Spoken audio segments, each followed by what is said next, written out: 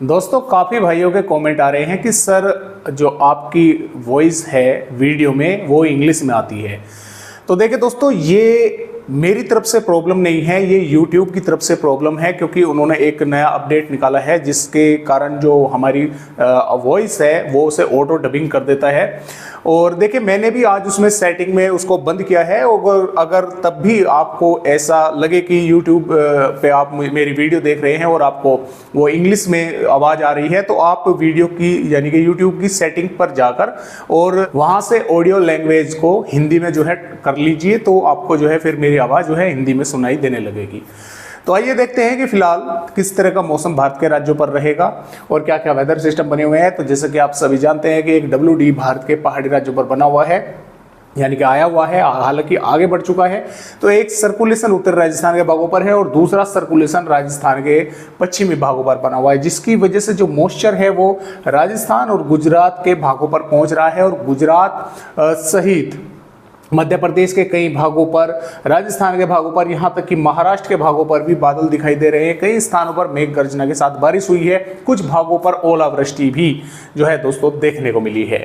तो इस तरह से फिलहाल मौसम है। और आइए इस वीडियो में जानते हैं कि 7 मई में भारत के राज्यों का किस तरह का मौसम रहेगा और किन किन भागों पर बारिश होने की संभावनाएं जो है वो हमें नजर आ रही है।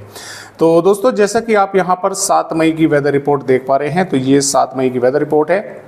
7 मई में भी देखिए यहाँ पर गुजरात, महाराष्ट्र और राजस्थान के कई भागों पर बारिश अच्छी खासी होने की संभावनाएं बनी हुई है और कई इलाकों पर हवाओं की रफ्तार काफ़ी तेज रहेगी। जिस तरह से आज मध्य प्रदेश के, गुजरात के, महाराष्ट्र के भागों पर हवाएं तेज देखने को मिल रही है, कल भी इसी प्रकार तेज देखने को मिलेगी। तो देखिए गुजरात के बनासकांठा, साबरकांठा, अरवली, महिसागर, पंचमहल, छोटा उदयपुर, नर्मदा, सूरत, तापी और कच्छ सौराष्ट्र के भागों पर भी, यानी कि राजकोट के आसपास के भागों पर, अहमदाबाद, इन इलाकों पर भी मध्यम से तेज या कुछ इलाकों पर भारी बारिश जो है मेघ गर्जना के साथ देखने को मिल सकती है। कई भागों पर तेज हवाएं जो है, आंधी तेज हवाएं चलने की संभावनाएं हैं। इसके अलावा महाराष्ट्र की अगर बात करें, देखिए महाराष्ट्र पर मुंबई, पुणे, ठाणे, जलगांव, नासिक, धुले, औरंगाबाद और अकोला के आसपास के भागों पर, इन इलाकों पर भी कई स्थानों पर मेघ गर्ज के साथ मध्यम दर्जे की बारिश या कुछ भागों पर मध्यम से तेज बारिश होने की संभावनाएं बनी हुई है। यहाँ पर भी तेज आंधी तेज हवाएं चलने की संभावनाएं हैं। राजस्थान की अगर दोस्तों बात करें तो देखिए राजस्थान के भागों पर भी यहाँ पर हम बोल सकते हैं कि जैसलमेर, बाड़मेर, जोधपुर, जालोर और भीलवाड़ा, बूंदी, टोंक, कोटा, और यहाँ पर हम बोल सकते हैं कि डूंगरपुर, बांसवाड़ा, प्रतापगढ़ के आसपास के भागों पर भी यहाँ पर मध्यम से तेज बारिश कई भागों पर होने की संभावनाएं अगले 24 घंटों के दौरान नजर आ रही है। कुछ स्थानों पर यहाँ पर भी हवा की जो रफ्तार है वो काफी तेज देखने को मिलेगी, यानी कि आंधी तेज हवाएं चलने की संभावनाएं हैं। जबकि श्रीगंगानगर, हनुमानगढ़, चूरू, झुंझुनू, अलवर और भरतपुर, बीकानेर के भागों पर बादल आते जाते यहाँ पर भी दिखाई देंगे। हो सकता है इन भागों पर भी मेघ गर्जना के साथ कहीं कहीं पर बारिश की गतिविधियां देखने को मिली। इसके अलावा पंजाब पर पठानकोट, गुरदासपुर, होशियारपुर, अमृतसर, तरन तारण के आसपास के भागों पर कुछ वेदर एक्टिविटी हो सकती है।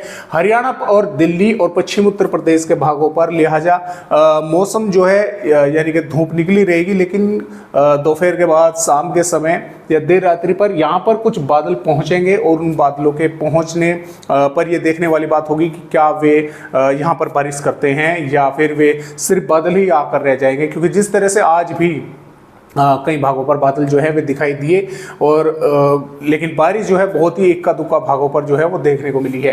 पूर्वी उत्तर प्रदेश के भागों पर भी इसी तरह की संभावना नजर आ रही है, यानी कि कुछ बादल जो है वो यहाँ पर पहुंचेंगे और वो यही होगा कि कुछ इलाकों पर थोड़ी बहुत बूंदाबांदी जो है वे कर सकते हैं। इधर नीमच, मंदसौर, रतलाम, उज्जैन, धार, इंदौर, बड़वानी, बुरहानपुर, देवास, सीहोर, भोपाल के आसपास के भागों पर कई स्थानों पर यहाँ पर भी हवा की रफ्तार काफी तेज रहेगी। 50 से 60 किलोमीटर प्रति घंटा की रफ्तार से हवाएं रहेगी और कुछ स्थानों पर मेघ गर्जना के साथ बारिश होगी। भिंड, ग्वालियर, मुरैना, दतिया, गुना के आसपास के भागों पर भी यहाँ पर बारिश होने की संभावनाएं है। पूर्वी मध्य प्रदेश पर भी थोड़े बादल पहुंच सकते हैं, एक दो भागों पर बारिश होने की संभावनाएं बन सकती है। बिहार, झारखंड, पश्चिम बंगाल और यहाँ पर हम बोल सकते हैं कि देखिए उड़ीसा के भी उत्तरी भागों पर यहाँ पर थोड़ी बारिश की संभावनाएं कम है, लेकिन कुछ थोड़े बहुत इलाकों पर बादल आते जाते दिखाई देंगे। जम्मू कश्मीर, हिमाचल प्रदेश, उत्तराखंड के भी कुछ भागों पर बारिश होने की संभावना है। पूर्वोत्तर राज्यों पर भी बारिश होगी। इधर दक्षिणी उड़ीसा, उत्तरी आंध्र प्रदेश और दक्षिणी छत्तीसगढ़ के भी भागों पर बारिश होने की संभावनाएं हैं।